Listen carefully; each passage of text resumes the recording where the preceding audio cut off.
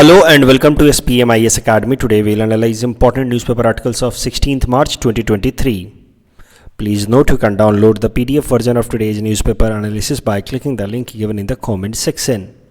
This is the list of the topics that we will be covering from today's newspaper. The first article is about resolution in the US on McMahon Line, and this topic is important from our syllabus GS paper 2 international relations point of view. सबसे पहले समझते हैं McMahon line है क्या. So McMahon line is the international boundary that demarcates between Arunachal Pradesh side of India and Tibet side of people's republic of China. तो ये है तिब्बत जो अब चाइना का हिस्सा है और अरुणाचल प्रदेश, इन दोनों के बीच का जो इंटरनेशनल बाउंड्री है उसका नाम है मैकमोहन लाइन. इसका नाम मैकमोहन लाइन पड़ा है आफ्टर ब्रिटिश रिप्रेजेंटेटिव मैकमोहन, जिनके चेयरमैनशिप में 1914 में शिमला कन्वेंशन के अंतर्गत एक एग्रीमेंट साइन हुई थी between Tibet representatives and British India, जिसकी मदद से ये इंटरनेशनल बाउंड्री डिटरमाइन की गई थी. तो शिमला कन्वेंशन मैकमोहन साहब चेयर कर रहे थे और तिब्बत के रिप्रेजेंटेटिव्स थे और ब्रिटिश रिप्रेजेंटेटिव्स थे. उन्होंने मिल करके ये इंटरनेशनल बाउंड्री डिमार्केट की, इसलिए इसका नाम पड़ा मैकमोहन लाइन. बट ध्यान देने वाली बात यह है कि जो मौजूदा चाइना है, जिसका अब हिस्सा है तिब्बत, उसके रिप्रेजेंटेटिव्स इस फाइनल एग्रीमेंट का हिस्सा नहीं थे. और यही है मुख्य कारण behind the dispute related to this McMahon line. क्योंकि चाइना, जो मौजूदा चाइना है, जिसको हम लोग कहते हैं people's republic of China, it refuses to identify the legality of this McMahon line. China इस मैकमोहन लाइन की लीगलिटी को रिकॉग्नाइज करने से मना करता है. तो इसका मतलब ये है कि चाइना अरुणाचल प्रदेश के ऊपर टेरिटोरियल क्लेम रखता है. इट क्लेम्स कि Arunachal Pradesh belongs to China, क्योंकि चाइना इस मैकमोहन लाइन की लीगलिटी को आइडेंटिफाई करता ही नहीं. और यही कारण है कि अरुणाचल प्रदेश के लोगों को अगर चाइना जाना पड़े कभी भी किसी काम से, तो चाइना उनको प्रॉपर या नॉर्मल वीज़ा नहीं देता है, कि स्टेपल वीज़ा देता है. इसका मतलब यह है कि एक तरीके के सिंबॉलिक जेस्चर है चाइना की तरफ से कि यहाँ के लोग तो चाइना का ही हिस्सा हुए चाइना के हिसाब से, तो उनको अलग से वीज़ा लेने की कोई ज़रूरत नहीं है. That is why China gives only staple visa to the people of Arunachal Pradesh if they have to visit to China. तो ये है मुद्दा regarding McMahon line and its legality.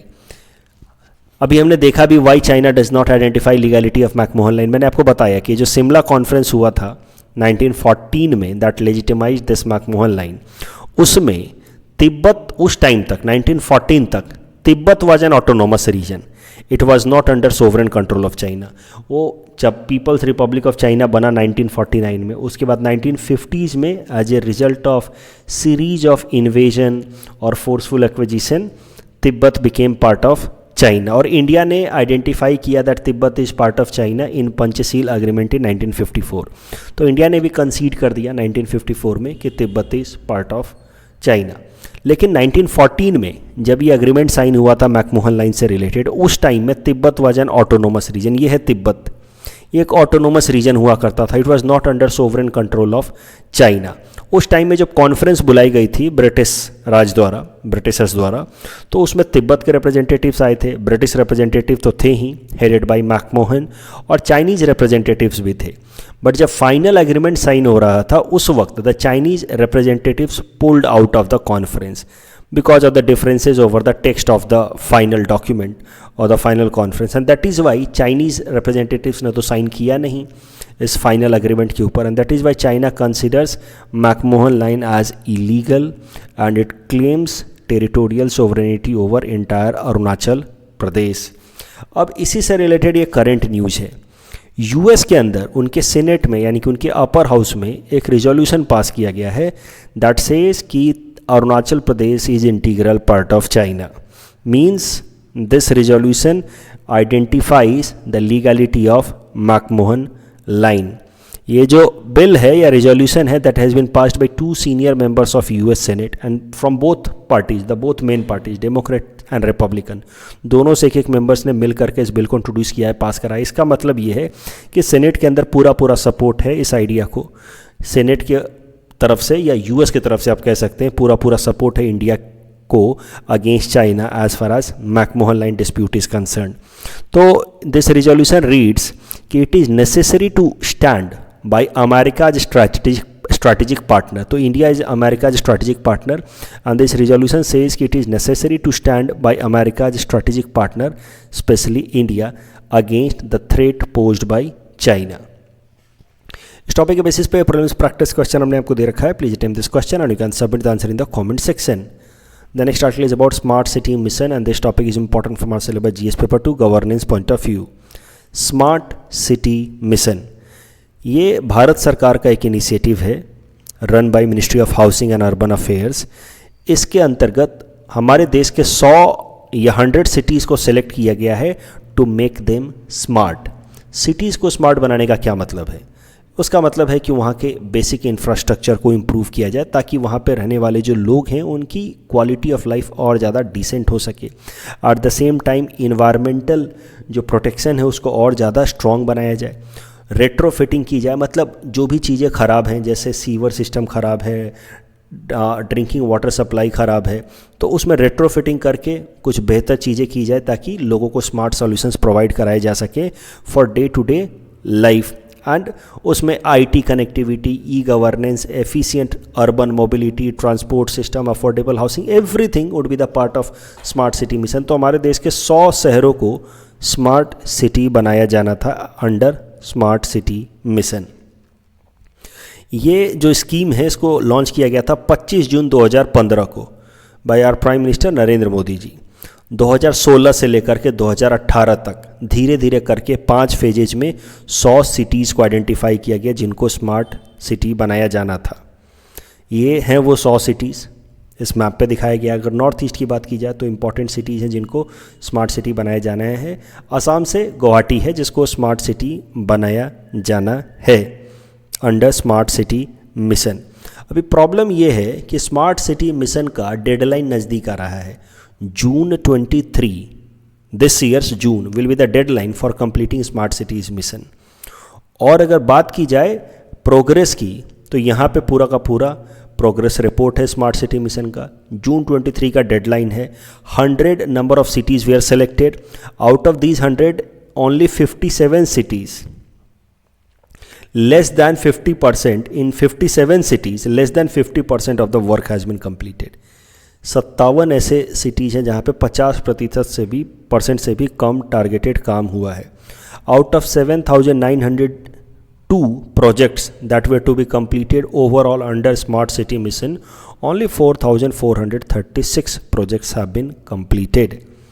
तो इसी जब डेडलाइन नज़दीक आ रही है तो फिर जो 20 सबसे ख़राब परफॉर्मिंग सिटीज़ हैं उनको एक मैंडेट भेजा गया है by the government of India to make up for the losses and bring the progress in this mission as much as possible.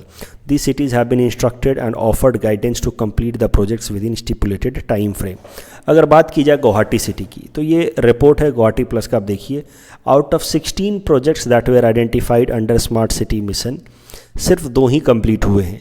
Gandhi Mandap light show and sound show and 100 CNG buses have been procured. उसके अलावा कई सारे ऐसे projects थे जो बहुत late 2021-22 में जाकर के शुरू हुए हैं और ठीक से अभी तक कंप्लीट नहीं हुए. अगर बात की जाए गुवाहाटी स्मार्ट सिटी लिमिटेड की तो इसने बहुत सारे जगहों पे गुवाहाटी के अंदर बायो टॉयलेट्स लगवाए थे, वाटर ATMs लगवाए थे, but most of them have failed as per this report.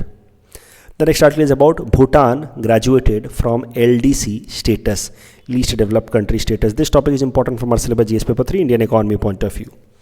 तो जरा समझते हैं कि ये LDC स्टेटस होता क्या है, डेवलपिंग कंट्रीज़ क्या होते हैं, डेवलप्ड कंट्रीज़ क्या होते हैं. तो देखिए WTO वर्ल्ड ट्रेड ऑर्गेनाइजेशन जो इंटरनेशनल लेवल की ऑर्गेनाइजेशन है which frames rules regulations with respect to international trade, वो दुनिया के देशों को 3 कैटेगरीज में डिवाइड करके देखती है. Developed, developing and LDC, least developed countries. WTO ने कुछ भी डेफिनीशन नहीं दे रखा है कि कौन से देश डेवलप्ड कहे जाएंगे या डेवलपिंग कहे जाएंगे. WTO ने सेल्फ सर्टिफिकेशन छोड़ा हुआ है कंट्रीज़ के ऊपर for categorizing themselves as developing. तो जो देश अपने आप को डेवलपिंग सर्टिफाई करते हैं they will be marked as developing, और उसके अलावा जो देश बच गए वो होंगे डेवलप्ड. हाँ, वो बात अलग है कि अगर कोई देश अपने आप को डेवलपिंग सर्टिफाई करता है तो कोई दूसरा मेंबर कंट्री चैलेंज कर सकता है कि भाई ये देश डेवलपिंग कैसे हुआ। For example, China has certified itself as developing, so has India. तो इंडिया और चाइना दोनों ही डेवलपिंग कंट्रीज़ के लिस्ट में आते हैं WTO के अंदर। दोनों ने ही अपने आप को डेवलपिंग सर्टिफाई कर रखा है। 2021 में इंडिया ने चाइना के खिलाफ कंप्लेन किया था WTO में कि how China marks itself as developing country, China should be marked as developed country. तो मुद्दा यह है कि डेवलपिंग का स्टेटस सेल्फ सर्टिफिकेशन से मिलता है, but it can be challenged in WTO. Some prominent countries who have been categorized as developing: India, China, Russia, Brazil, South Africa, South Korea. तो डेवलपिंग क्यों देश चाहते हैं कि उनको डेवलपिंग का टैग मिले? There have been some advantages if a country gets developing tag. Developing country को थोड़ा बहुत प्रेफरेंशियल ट्रीटमेंट मिलता है। जैसे अगर आपको पता होगा, मैंने बेसिक इकोनॉमिक क्लास में कराया है कि जो एग्रीमेंट ऑन एग्रीकल्चर में सब्सिडी को कट डाउन करना होता है, तो developed countries have to cut down subsidy up to 5%, जबकि डेवलपिंग कंट्री के लिए ये लिमिट 10% तक है। वहीं अगर LDC में तो काफ़ी सारी छूटें हैं। तो जैसे आप समझते हैं ना, reservation system for weaker section, जो जितना वीक है उसको उतना बेहतर, या पॉजिटिव डिस्क्रिमिनेशन या पॉजिटिव फैसिलिटीज़। तो LDC को तो बहुत सारी छूट है, उसके अलावा डेवलपिंग को भी है। डेवलप्ड कंट्रीज़ पे बहुत सारे स्ट्रिंजेंट एक्शंस लिए जाते हैं, स्ट्रिंजेंट रूल्स हैं as far as international trade norms are concern.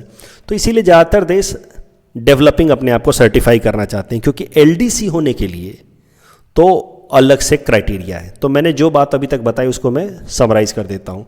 WTO world countries को 3 कैटेगरी में डिवाइड करके देखता है: developing, developed and LDC। LDC का अपना एक वेल डिफाइंड क्राइटेरिया है, लेकिन डेवलपिंग का क्राइटेरिया नहीं है। Countries have to self certify if they have to be declared as developing.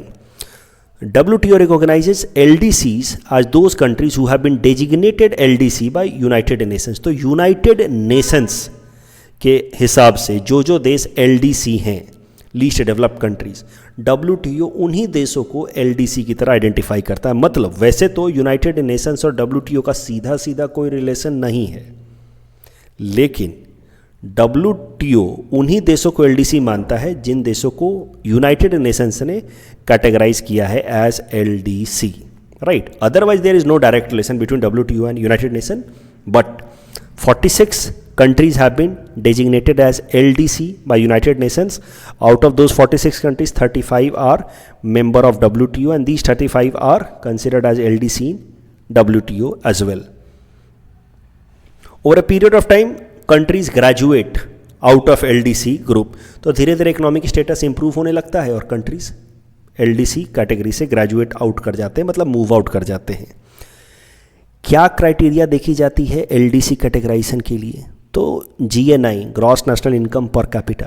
अगर किसी भी देश का gross national income per capita 3 साल का एवरेज $1230 से कम है, उसके अलावा ह्यूमन एसेट्स मतलब nutrition, health, education and economic vulnerability, जैसे कि नेचुरल डिजास्टर से कितना वल्नरेबल है, नेचुरल या स्ट्रक्चरल इकोनॉमिक कंस्ट्रेंट्स कितने, यानी कि पॉवर्टी कितनी ज़्यादा है, एम्प्लॉयमेंट अपॉर्चुनिटीज़ हैं कि नहीं है, ये 3 क्राइटेरिया के बेसिस पे अगर तीनों में ही परफॉर्मेंस ख़राब हो किसी भी देश का तो उसको LDC कैटेगराइज किया जा सकता है। ज़्यादातर LDC कंट्रीज आप देखिए वो हैं अफ्रीका से, कुछ एशिया से हैं, एशिया में भी साउथ एशिया से ज़्यादा हैं, अफगानिस्तान, नेपाल, भूटान जैसे देश ज़्यादा हैं।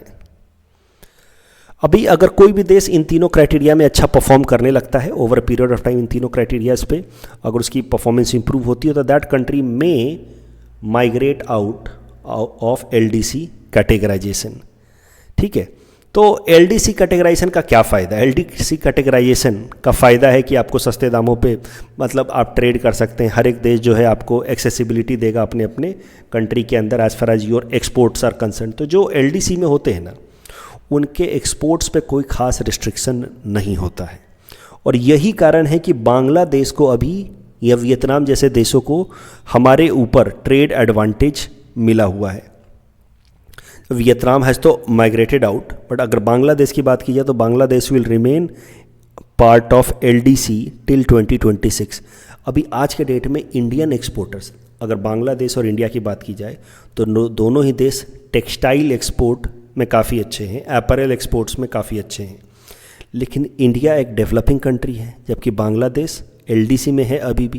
That is why the apparel exporters और textile exporters of Bangladesh have an advantage over Indian exporters because there is no limitation on the exports coming from Bangladesh as it is a LDC country, plus the import duty also has to be minimal or zero in most of the cases if import is coming from LDC, and that gives advantage to Bangladesh vis-a-vis India as far as textile and apparel export is concerned.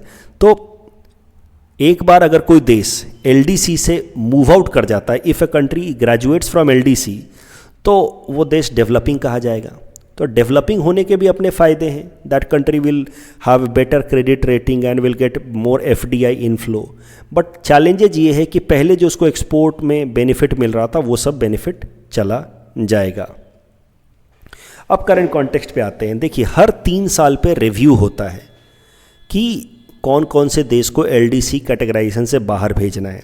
So United Nation triennial review of LDC country, last time it was done in 2021, और उसमें फैसला लिया गया था कि Bangladesh, Laos and Nepal will be removed from this list. Bangladesh की अगर बात की जाए तो 2021 में फैसला हुआ है कि Bangladesh will be moved out of the list of LDC. 2026 तक, by November 2026, Bangladesh will graduate out of LDC category. Current context Bhutan से रिलेटेड है.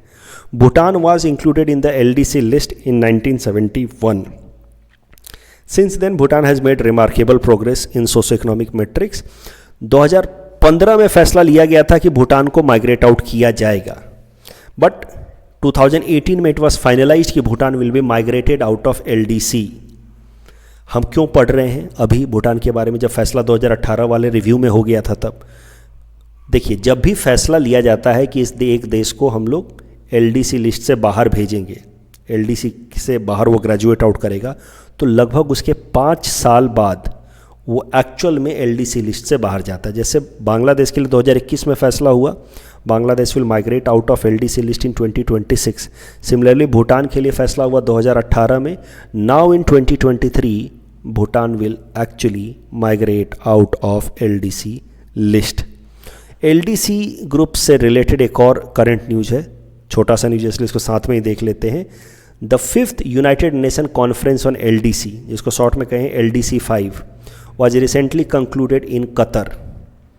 तो LDC कंट्रीज़ का कॉन्फ्रेंस हुआ था जिसको LDC 5 कहा गया है. That was held in Qatar, और वहाँ पे LDC कंट्रीज़ के डेवलपमेंट के लिए, लीस्ट डेवलप कंट्रीज़ के प्रोग्रेस के लिए एक एक्शन प्रोग्राम अडॉप्ट किया गया जिसका नाम है दोहा प्रोग्राम ऑफ एक्शन, जिसको दोहा डिक्लेरेशन भी कहा जा रहा. तो सीधा सीधा प्रीलिम्स में पूछ लेगा, Doha declaration is related to which of the following. So Doha Declaration was adopted in Qatar this year as a result of Least Developed Countries Conference number 5. तो Doha Program of Action या Doha Declaration will focus on implementing 10-year plan for 46 LDC countries of the world to bring back them on the track of development as far as SDG is concerned. तो pandemic के बाद से LDC countries का development काफ़ी ज़्यादा सफ़र हुआ था. तो ये जो दोहा डिक्लेरेशन है that focuses on bringing back the developmental track और bringing back these LDC countries on the developmental track since the pandemic setback that happened in 2020. International Day of Maths. This is topic number 4. This topic is at best important from prelims exam point of view. 14 March, the day before yesterday. इसको पूरे दुनिया भर में international maths day की तरह मनाया जाता है. 14 मार्च को ऐसा क्या खास दिन है कि इसको इंटरनेशनल मैथ्स डे की तरह मनाया जाता है, वो भी ज़रा देखिए. तो 14 मार्च को कैसे लिखा जा सकता है? 3/14, राइट, ऐसे लिखा जा सकता है. And this 3.14 is an important number in maths because it represents pi. Pi is a special number in maths. You know the significance of pi. Circumference of a circle, if it is divided by its diameter, it leads to pi, which is 3.14 roughly. तो pi represents the ratio of circumference to its diameter of a circle. तो पहले 14 मार्च को international पाई day की तरह observe किया जाता था, लेकिन 2020 से फैसला लिया गया कि इसको हम लोग इंटरनेशनल मैथमेटिक्स डे की तरह सेलिब्रेट करेंगे. This decision was taken by international mathematical union. तो तब से हम लोग 2020 से इस 14 मार्च को इंटरनेशनल मैथमेटिक्स डे की तरह सेलिब्रेट कर रहे हैं. Theme of 2023 was mathematics for everyone. Other events that happened on 14th March, 14th March को और भी कुछ इंपॉर्टेंट इवेंट्स हैं. It is birthday of Albert Einstein. 14th March is death anniversary of Stephen Hawkins, great cosmologist. Right. फिर भी याद रखिएगा 14th March Stephen Hawkins का डेथ एनिवर्सरी है, आइंस्टाइन साहब का birth anniversary. Yet 14th March को इंटरनेशनल मैथ्स डे इसलिए नहीं मनाते क्योंकि एल्बर्ट आइंस्टाइन का बर्थडे है. इसको इंटरनेशनल मैथ्स डे की तरह इसलिए मनाते हैं क्योंकि इट रिप्रेजेंट्स 3.14. बात की जाए नेशनल मैथमेटिक्स डे की हमारे देश के अंदर, तो वो होता है 22 दिसंबर को, because it is birth anniversary of great mathematical genius of India Srinivas Ramanujam. पिछले साल APSC के CSAT पेपर में ये भी पूछा था, the correct value of pi is, right, correct answer would be 3.1415. इस टॉपिक के बेसिस पे प्रीलिम्स प्रैक्टिस क्वेश्चन हमने आपको दे रखा है. Please run this question and you can submit the answer in the comment section. कल जो हमने आपको प्रैक्टिस क्वेश्चन दिया था उसका आंसर देख लेते हैं. इसमें मिलिट्री स्पेंडिंग के बेसिस पे हाईएस्ट टू लोएस्ट में अरेंज करना, तो हाईएस्ट होगा US फॉलोड बाय चाइना, फिर India and then UK. 4-3-1-2 correct answer is D. Life movement से रिलेटेड दोनों ही स्टेटमेंट, नहीं पहला स्टेटमेंट सही है लेकिन दूसरा स्टेटमेंट गलत है. पहला स्टेटमेंट तो ठीक ही है, दूसरा गलत है क्योंकि it will be implemented by ministry of environment, forest and climate change. So correct answer is option A. That's all from our side for today. Thanks for watching.